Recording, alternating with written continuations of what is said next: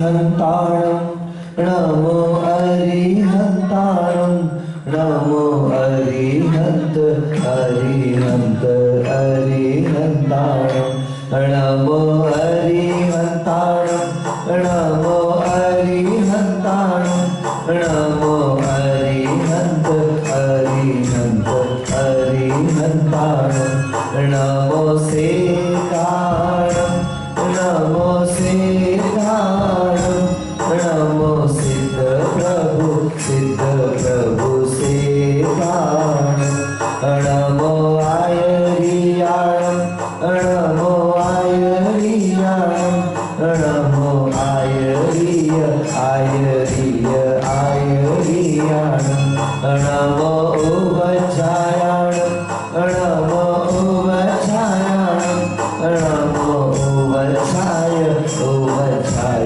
उवचायाणं नमो सब्बसाहुणं नमो सब्बसाहुणं नमो लोये सब्बसाहुणं। पंचपरमेश्वरी भगवान की, मूलनायक श्री एकदराज ऋषभनाथ भगवान की, श्रवणोदय एवं देवपुरी में विराजमान चैतन्य चमत्कारी चिंतामणि पार्श्वनाथ भगवान की, आचार्य भगवंत समंतभद्र महाराज की, चारित्र चक्रवर्ती गुरुवर आचार्य श्री शांति सागर महाराज की, परम पूज्य समाधि सम्राट मम दीक्षा गुरुवर शिष्टम भट्टाचार्य समाधिस्थ आचार्य भगवान अभीक्ष्ण ज्ञानोपयोगी गुरु अभिनंदन सागर जी मुनि महाराज की, आचार्य भगवान श्री दयानंद सागर जी महाराज की, वर्तमान सप्तम आचार्य श्री अनेकांत सागर जी महाराज की, समाधिस्थ आचार्य निजानंद सागर जी महाराज की, अहिंसा परमो धर्म की, द्वादशांग जिनवाणी माता की,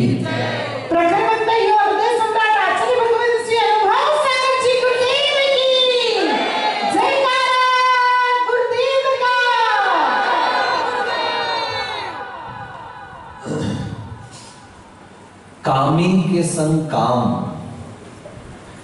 जागे है, हाँ जागे है।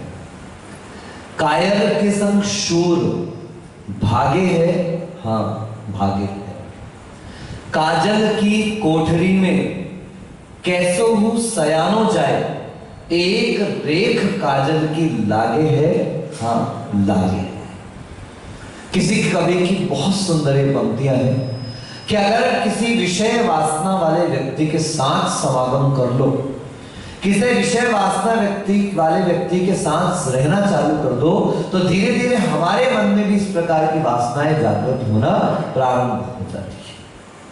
अगर आप किसी कायर के साथ घूम रहे हैं, चल रहे हैं, कहीं जा रहे हैं और उस समय कोई डराने आएगा, तो हो सकता है आप बड़े मजबूत हो, आप बड़े पक्के हो, आप बड़े निष्णात हो, लेकिन कायर भागेगा तो कहीं ना कहीं आपके मन में भी भागने का भाव जागृत अवश्य हो जाएगा। ऐसे ही अगर काजल की कोठरी में कितना भी होशियार व्यक्ति घुस जाए, याद रखें कहीं ना कहीं वो कालिख लगा करके अवश्य आएगा। कोई ना कोई जगह ऐसी होगी, हम घर पर थे तो एक पदार्थ सेवन करते थे, भोज्य पदार्थ, आप सबने किया होगा। आपके यहाँ उसको क्या कहते हैं मुझे नहीं पता, हमारे यहाँ उसको राजगिर कहते हैं। राजगिर अनाज आता है, राजगिर कहते हैं, लड्डू बनता है उसके, गुड़ में शक्कर राजगिर होता है। रामदाना भी इसको कई जगह कहा जाता है, छोटे छोटे दाने रहते हैं। घर में मम्मी कहती थी कि सुनो, सबकी चोरी करके खा सकते हो, लेकिन राजगिर को ये अमृत वरदान मिला है कि कोई उसकी चोरी करके नहीं खा सकता। मैंने पूछा क्यों? बोले कितना भी तुम बचा बचा के खाओ, या तो थोबड़े पे कहीं मिल जाएगा, नहीं तो कपड़े पे कहीं मिल जाएगा, कहीं ना कहीं कपड़ा मिल ही जाएगा, वो एक दाना लगा लगा तो मिल ही जाएगा।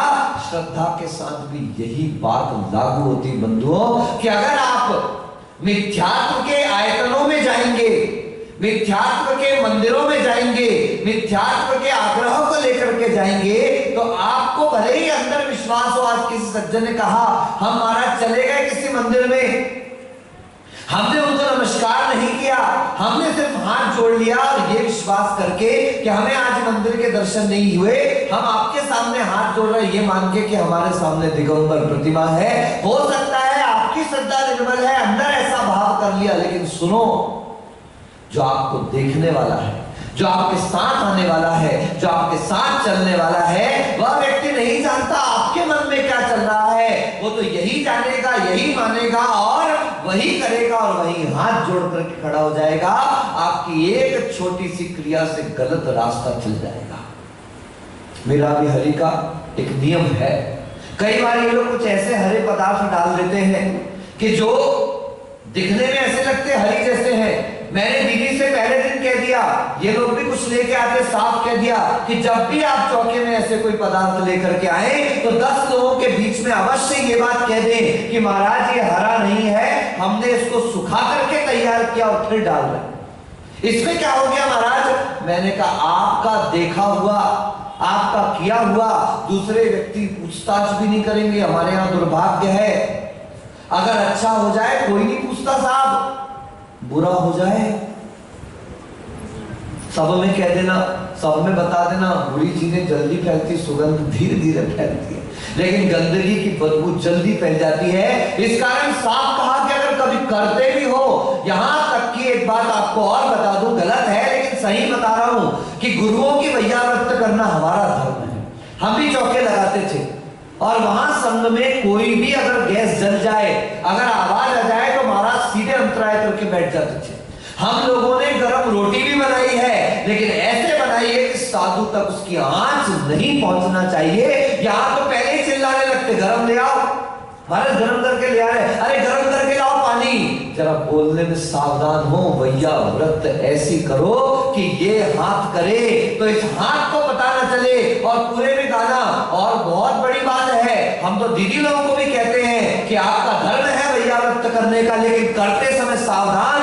अगर धोखे से कभी अंदर कुछ गर्म कर लिया, बना लिया, तो भी श्रावकों को बार बार कह देना कि गुरुजी को पता नहीं चलना चाहिए, तो हमारी फजीती होनी है, ध्यान रखना। क्योंकि करने वाला मौके पर कभी कर भी लेगा, कभी वैया व्रत भी कर देगा, लेकिन आप में करने वालों की हालत ये, पहले तो चौके में कर भी लेंगे, फिर पूरे गांव में बताएंगे भी हमारे यहाँ तो लिया था उन्होंने, हमने तो गर्म किया था, महाराज ने तो खाया था। हमारी जैन समाज एक बार खाए बिना रह जाएगी, लेकिन बोले बिना। सावधान। वैया व्रत दर्शन विशुद्धि आदि भावनाओं के साथ इस वैया वृत्ति को 16 कारण भावनाओं में रखा। अभी 16 कारण पर्व चल रहे हैं, प्रारंभ हुए परसों से। आप लोगों को भी धीरे धीरे ज्ञात होगा, मैं भी ओपन नहीं करना चाहता, लेकिन साधु बड़ी बड़ी भावनाएं लेकर के इसको मौन साधना में सबसे कहता हूं कि अगर अच्छा काम करना है तो अनुकरण क्या करना पड़ेगा, बोलो। तुमने बोला और तुम गए, नजर लगना चालू, लोगों के हाय लगना चालू, लोगों ने पहले से बोलना चालू। जब कोई बड़ी भावना लेकर के चलते हैं तो उस समय बहुत धीरे धीरे कदम बढ़ाओ। आप मत बोलो, आपके तप को बोलने दो। आप मत बोलो, आपके त्याग को बोलने दो। आप मत बोलो, आपके संयम को बोलने दो। हमारा संयम कम बोलता है, हमारा तप कम बोलता है, हमारा त्याग कम बोलता है, और हमारी जबान। हाँ, माता जी अनुसारमती जी एक आहार एक उपवास शुरू कर दिया उन्होंने, स्वयंभू सागर ने शुरू कर दिए, किसी ने तो सोच लिया है लंबा ही करना है। अच्छी भावना, मेरा बहुत आशीर्वाद है, लेकिन सबसे एक बात कहता हूं कि ये ध्यान रख के चलें, अगर आप व्रत करने का भाव कर रहे हैं, गुरुजी ने कहा था, मैंने आपको शायद एक दिन बताया बेटा, मैं हॉस्टल में था, व्रत लिया, हॉस्टल पहुंचा, होशियारी मारना चालू, रात में नहीं खाएंगे, आलू प्याज नहीं खाएंगे, और वो बिस्तर पे नहीं सोएंगे, तख्त पर ही सोएंगे, अब ऐसे कपड़े नहीं पहनेंगे, वैसे सब बदल गए, अंदर के कलरफुल सारे वाइट वाइट होना चालू हो गए। 15 दिन, सिर्फ 15 दिन। मेरे दोस्तों ने जो बहुत प्रेम करते थे मुझसे, नहीं कैसे ऐसे व्रत ले लेगा तू, कैसे ऐसे संयम ले लेगा, कैसे आगे बढ़ेगा, हम तो नहीं करने देंगे। और उन्होंने उठाया और ऐसे ऐसे गलत चीजें चालू कर दी कि जिससे मेरा मन विचलित हो जाए। और चूंकि नए नए थे, पहला अभ्यास था, कभी सोचा भी नहीं था, इसलिए हम भी विचलित होने की स्थिति में आ गए। हमने सीधे बैग पैक किया और सीधे आचुषी के पास अमरकंटक गुरु जी के सामने पहुंचे। आचार्य ने कहा अभी तो गए थे, वापस आ गए, बार बार घुमा फिरी नहीं करना, बार बार यहाँ दर्शन करने नहीं आना, अपनी पढ़ाई पर ध्यान दीजिए, अपनी शिक्षा पर ध्यान दीजिए। घर वालों को विकल्प नहीं होना चाहिए कि अब तुम्हारा पैसा कहां खर्च होने लगा, यहां से वहां आने और जाने में। गुरु जी का साफ कहना कि व्रती का अर्थ है स्थायी। बोलो क्या? बोलो। और आज सबसे ज्यादा घूमते दिखाई देंगे तो सफेद कपड़े वाले। शिखर जी घूम आते हैं, श्रवण बेलगोला हो आते हैं, और दीक्षा फाइनल हुई उसके बाद घूमना चालू। मेरा तो सिद्धांत है जब तक दीक्षा का निर्णय नहीं हुआ, जितनी दुनिया घूमनी है सब घूम लो। सम्मेश शिखर हुआओ, पावापुर हुआओ, गिरनार हुआओ, चंपापुर हुआओ, अरे नंदीश्वर जी जाना तो वहां भी चले जाओ। लेकिन एक बार दीक्षा की घोषणा हो गई, उसके बाद साधकों को अपने गुरु के समीप रह जाना चाहिए। एक बार दीक्षा का निर्णय हुआ, साधकों को घर नहीं अब अपने संग में रहना प्रारंभ कर देना चाहिए, क्योंकि अब आपके संयम की सीढ़ी प्रारंभ हुई है और अब आप जिनकी संगति में रहेंगे, क्या पता। हमें आज भी याद है जब हम लोगों की दीक्षा हुई, उसके पूर्व में एक ग्रुप की दीक्षा हुई, उसमें उन लोगों की बिनौलियां बाहर निकली। परिणाम जिन संख्या बहुत ज्यादा थी, उनमें से एक दो का भाव बिगड़ गया उस राग वैभव को देखकर। उनमें से एक तो और अफेयर भी हो गया, विवाह भी हो गया, शादी भी हो गई और निकल गए दिल्ली। नहीं, जन संपर्क से अब आप उस मुमुक्षु को बचाइए। मनोज के जो बच गया बन गया है, जिसके मन में भाव जागृत हो गए कि अब दीक्षा लेना है, अब उसको संबंधियों से, सगे संबंधियों से, मुझे याद है रामदेव में दीक्षा होनी थी, नाम तो मैं नहीं बोलता किसी का, जिसका एक नंबर बनाया जा रहा था, जिसको आचार्य महाराज के पास कई बार श्रीफल चढ़ाते थे, कई बार संकल्प दोहराया दीक्षा लेना है, दीक्षा लेना है, दीक्षा लेना है। जिस दिन दीक्षा का एक दिन पहले शाम को गोद भराई हो रही थी, घर परिवार वाले आए, बोले हम तैयार है दीक्षा के लिए, बस हमारी एक शर्त है कि भले ही रात भर हमारे साथ रहो, बस सुबह हम तुमको छोड़ जाएंगे। वो उनकी बातों में आ गए, जो गए तो लौट करके वापस नहीं आए। सोचो वहां से भी ऐसा हो जाता है। मुझे कोटा की एक दीक्षा याद है, मैं आचार्य का नाम नहीं लूंगा। दो दीक्षाएं होने का सब कुछ फाइनल हो गया और पता चला जब मंच पर पहुंचे तो एक दूसरा तो घर भाग गया आगरा। इसलिए सावधान, एक्सीडेंट हो जाए, कोई दुर्घटना घट जाए, क्योंकि जिस दिन दीक्षा का संकल्प हुआ, दुनिया की कई लोगों की नजरें अब आपके ऊपर है, सबकी दृष्टि आपके ऊपर है। कहीं नहीं भी चाहते होंगे, इतनी दीक्षाएं हो रही है, नहीं हो तो क्या पता कैसे उस समय परिणाम बिगड़ जाए। इसलिए दीक्षार्थी को आचार्य भगवंत हमेशा कहते थे कि जिसने सफेद वस्त्र पहन लिए, अब उसको आवागमन से बचना चाहिए। जो पहले सफेद वस्त्र, सोचिए जागरिए, आवागमन से बचने के लिए, आवागमन से रुकने के लिए, आवागमन को रोकने के लिए। और जैसे ही अब तो मैंने बहुत देखा, ब्रह्मचारियों की गाड़ियां खुद की हैं, वाहन खुद के हैं, इधर से उधर, उधर से उधर। जहां आप लोग कम घूमने जाते हो, वे सारे के सारे विद्याधर बन चुके हैं। क्या बन चुके? विद्याधर, बिल्कुल। जब आचार्य विद्यासागर जी ज्ञान सागर जी के पास पहुंचे, ज्ञान सागर जी सब सुना, सब कुछ किया, भगवत में शिक्षा के उद्देश्य से आया है, पढ़ाई का उद्देश्य। पहले देशभूषण जी के पास थे, उन्होंने कहा अध्ययन नहीं हो पाएगा यहाँ पर, तू वहां चला जा। वो पहुंच गया उनके पास।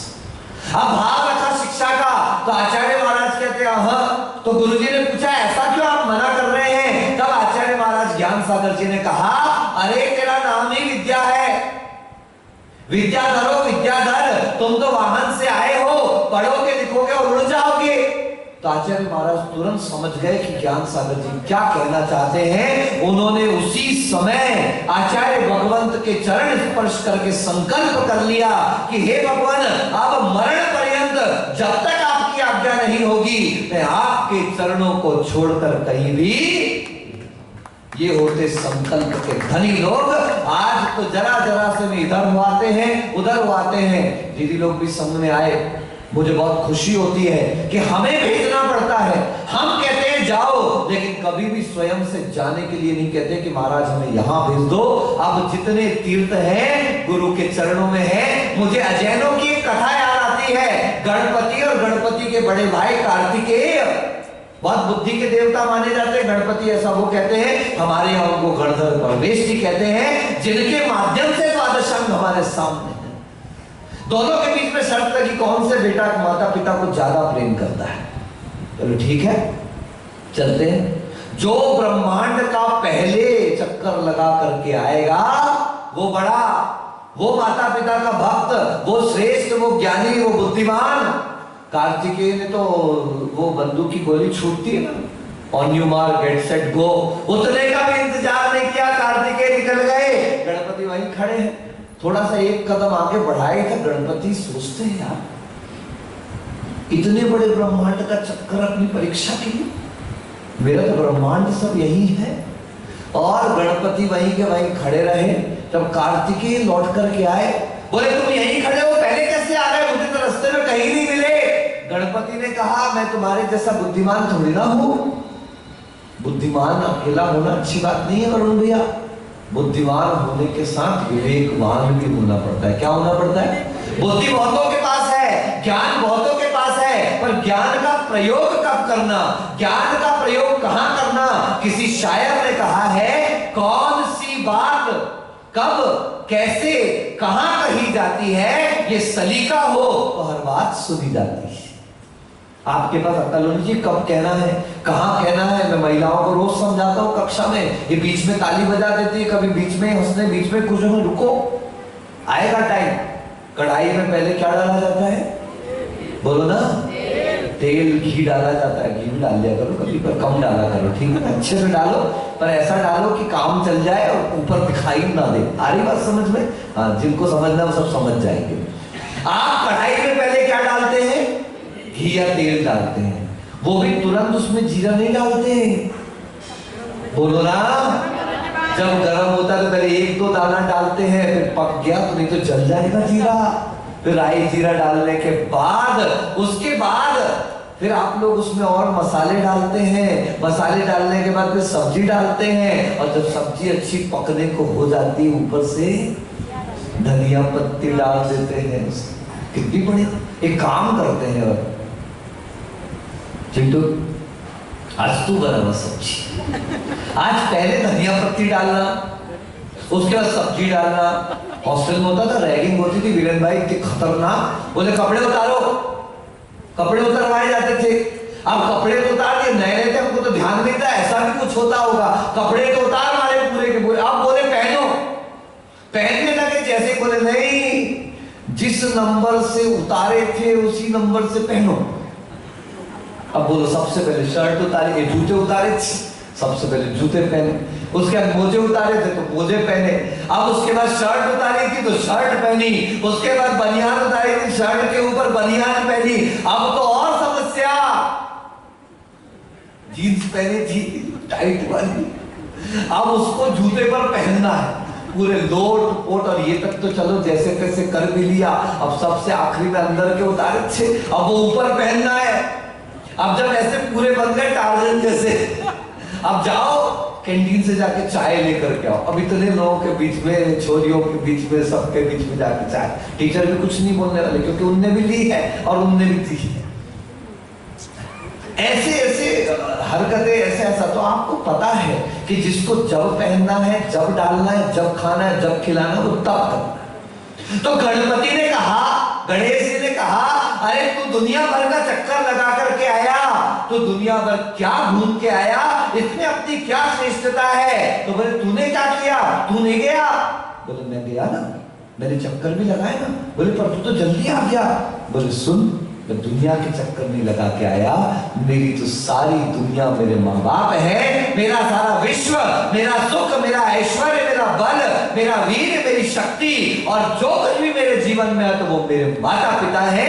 मैंने इनकी 3 परिक्रमा कर ली और मेरे ब्रह्मांड का चक्कर पूरा। बुद्धि से काम नहीं होता, विवेक से काम होता है। आचार्य भगवंत सम्यक दर्शन की परिभाषा करते हुए स्पष्ट करते हैं कि श्रद्धा तो किसी की भी देवगुरु शास्त्र पर हो सकती है, कोई अजैन की भी हो सकती है, किसी मिथ्या दृष्टि की भी हो सकती है, अरे वही देवगुरु के भगवान। लेकिन भगवान है कौन, भगवान का क्या स्वरूप है। और अगर भगवान के मार्ग पर चलते हुए अगर हम स्खलित होते हैं या कोई और स्खलित होता है, तो स्वयं को वापस कैसे स्थापित करना और दूसरे को कैसे स्थापित करना, इट इज ऑल अबाउट सम्यक दर्शन। मैं कभी शंका नहीं करूं, मैं धर्म की आराधना से इच्छा आकांक्षा अपेक्षा नहीं करूं। अरे धर्म तो वो शक्ति है, आप गेहूं उगाने जाते हो या घास उगाने जाते हो, बोलो पक्का ना? पर गेहूं उगाओगे तो घास जरूर मिलेगी साथ में। बुद्धिमान किसान जानता है कि मैं गेहूं के लिए खेती कर रहा हूं, मैं घास के लिए खेती नहीं कर रहा। मगर गेहूं उगेगा तो घास तो अपने आप आएगी। ये संसार का सुख ऐश्वर्य बल सब कुछ जो है वो घास के समान है। हम तो आत्म स्वभाव की प्राप्ति के लिए प्रभु आपके चरणों में आए हैं। इस प्रकार की भावना वो सब में घुसती, ग्लानि नहीं करता, मूर्ताएं नहीं है उसके अंदर। और तो और अगर मार्ग से भटकता हुआ कोई साधु दिख जाए तो क्या करता है, बोलो है? क्या करता है? नहीं, पहले उपगूहन करता है, पहले छुपाता है। आचार्य भगवंत ने आपके शरीर में जो 8 अंग हैं, उन 8 अंगों को 8 सम्यक दर्शन के अंगों का उदाहरण दिया है। सोचिएगा बंधु, 2 पैर सर्वप्रथम, निःशंकित निःकांक्षित अंग का उदाहरण दिया। एक को शंका से रहित बताया, जब भी चलते हैं पहला पैर दायां पैर आगे बढ़ जाता है, कोई शंका नहीं, चलो। दूसरा पैर पूछता नहीं कहां जा रहे हो, कोई शंका के साथ साथ वो कोई भाव नहीं कि नहीं मेरे को अलग से दे, मेरी अलग रोड लेकर के आ। वो आकांक्षा से रहित होकर बायां पैर में उसके पीछे चल जाता है। ये हाथ बताया आपका निर्विचिकित्सा अंग, बायां हाथ। जैसे वैसे देवड़े बहुत होंगे, कोई सीधे हाथ से भी करते हैं, कोई उल्टे हाथ से। ये मल साफ कर लेता है, सब कुछ कर लेता है, लेकिन मल के प्रति घृणा का भाव नहीं। जब भी गंदगी साफ करने की बात आती है, बायां हाथ आगे बढ़ जाता है। ऐसे ही मुनियों के मल को देखकर, सम्यक दृष्टि के मल को देखकर, धर्मात्मा के मल को देखकर वह सम्यक दृष्टि जीव कभी पीछे नहीं हटता। जैसे बायां हाथ झट से आगे हो जाता है, ऐसे वह भी आगे हो जाता है। और दायां हाथ कोई भी काम करना है, बिल्कुल निर्विकल्प भाव से दायां हाथ अमूढ़ दृष्टि अंग के समान आगे।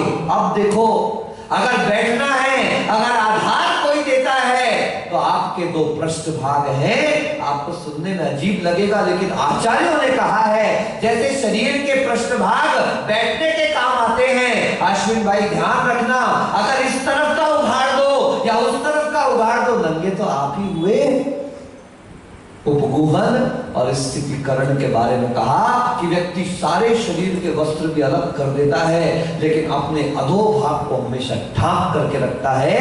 ऐसी सम्यक दृष्टि जानता है कि अगर इस व्यक्ति की निंदा हुई तो निंदा व्यक्ति की नहीं होगी, धर्म की निंदा हो जाएगी। अगर किसी मुनि के दोष को कह दिया तो मुनि निंदा नहीं होगी, किंतु व्यक्ति की निंदा नहीं होगी, किंतु सारे मुनियों के ऊपर आक्षेप आ जाएगा। आचार्य भगवंत ने स्पष्ट ग्रंथों में कहा है कि जो व्यक्ति दोष को कहता है वो सर्वप्रथम दोषी है। दोष करने वाला उतना बड़ा दोषी नहीं, किंतु दोष को बताने वाला, दोष को दिखाने वाला, दोष को उद्घाटित करने वाला उतना बड़ा दोषी हुआ करता है। आप मार्ग पर लाने के लिए पहले उद्गूहन करिए, उसके बाद उनको संभालने की कोशिश करिए। गुरुवर कह रहे हैं, दर्शनात् चरणाद वापी चलताम धर्म वत्सले प्रत्यवस्थानात्मनम प्राज्ञ स्थितिकरण मुच्यते। दर्शन से, ज्ञान से, चारित्र से, किससे?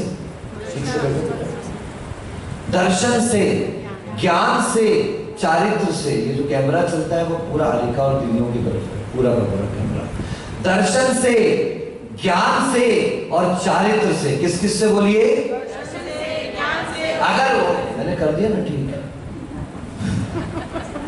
अगर किसी कारण से, हो सकता है सुबह 3 बजे से उठते हैं, अपनी क्रियाएं करते हैं, तो प्रमाद आना स्वाभाविक है, लेकिन कोई ये नहीं देखता कि प्रमाद क्यों आ रहा है। मैंने आपको कहा था ना एक बार कि nobody wants to know about the labor pain, जो गर्भ के समय दर्द होता है, जन्म के समय। Nobody asks about the labor pain. Everybody wants to see the baby. लड़का हुआ, बोलो ना, ये सोरा हुआ कि सोरी हुई है? ये लुढ़कता है कि लुढ़कती है?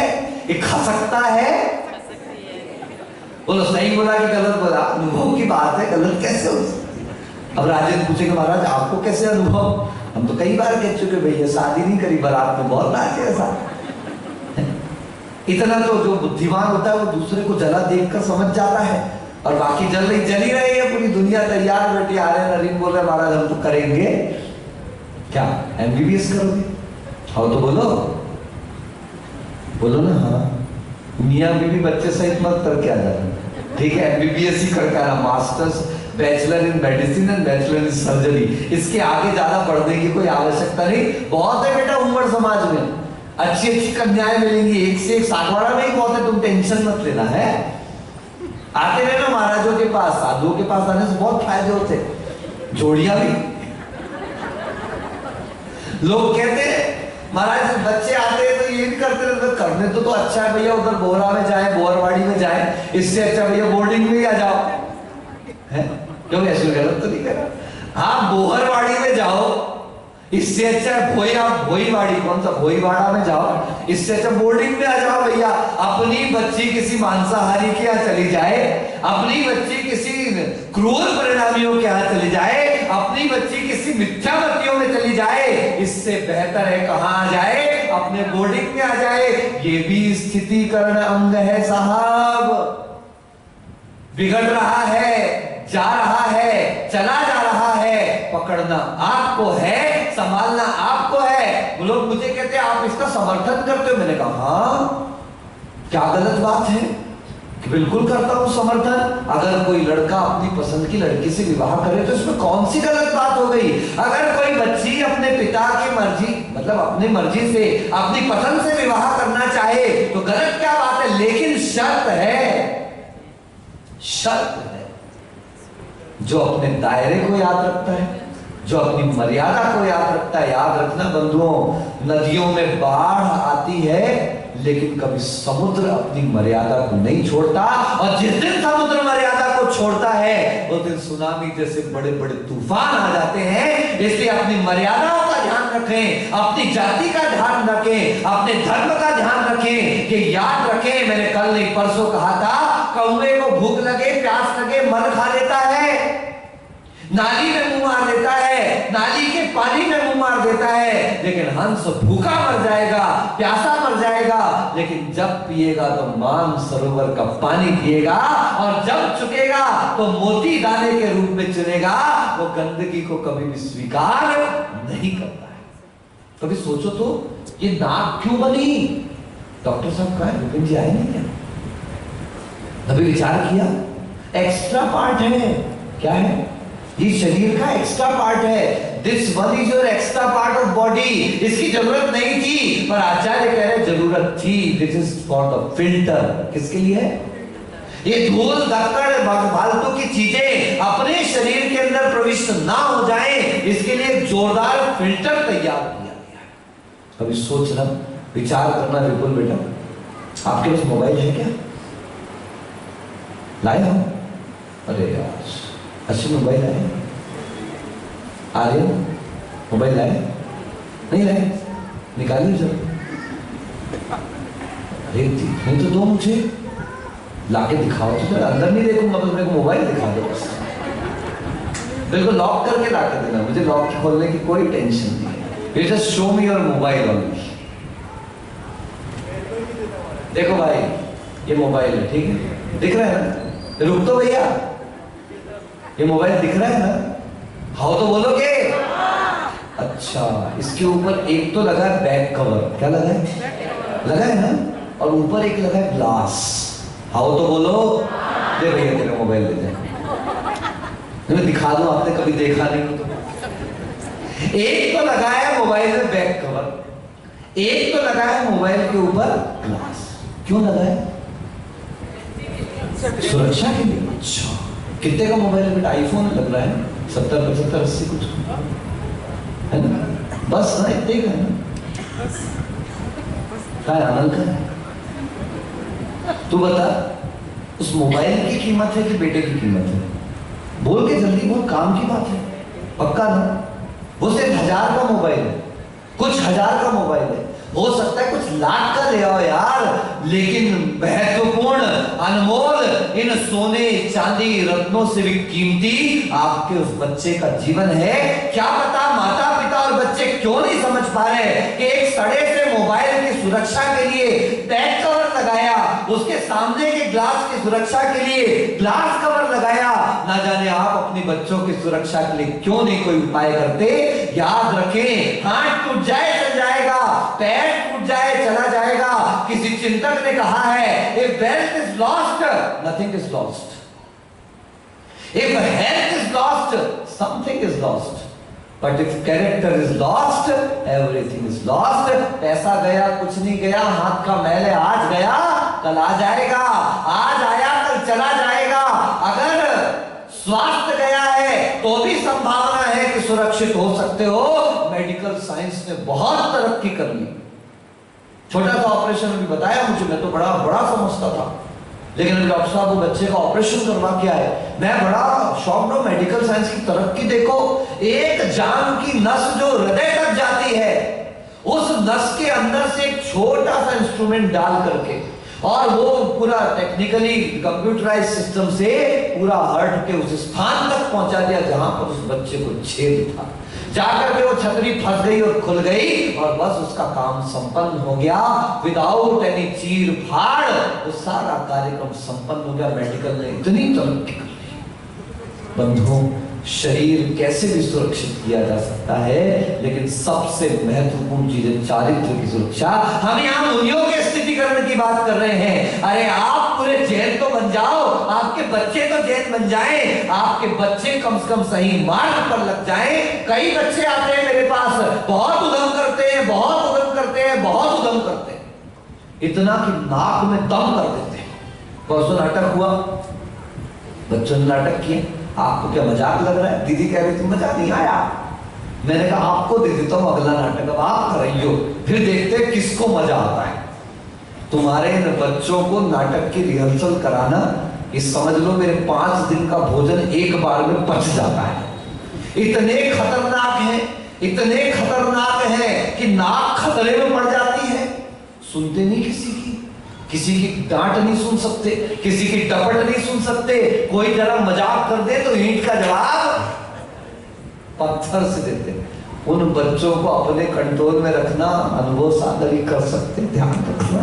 हर किसी के वश की बात ये आज अब लड़ाई से नहीं जीते जाएंगे, ये झगड़े से नहीं जीते जाएंगे, ये प्रेम से जीते जाएंगे। इन्हें आप जीवन के सत्य का आभास कराएं, इन्हें कमियों के बारे में बताएं, इनको डांटे नहीं, इनको नियम ना दिलवाएं। मैंने आपको पहले भी कहा था, मैं बांधने की कोशिश नहीं करता, मैं बताता। मेरा काम है उपदेश देना।